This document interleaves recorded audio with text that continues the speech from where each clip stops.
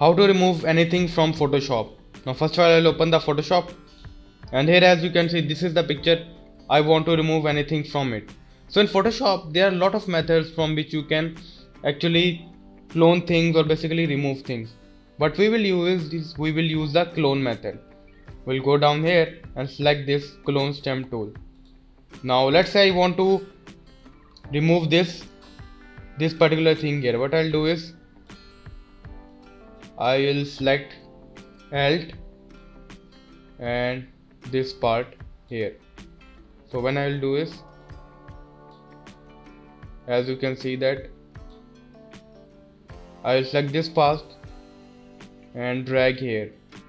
Keep in mind you have to type Alt and then select the part here which I want to be replaced. Let's see, I want to place that part, so I'll do this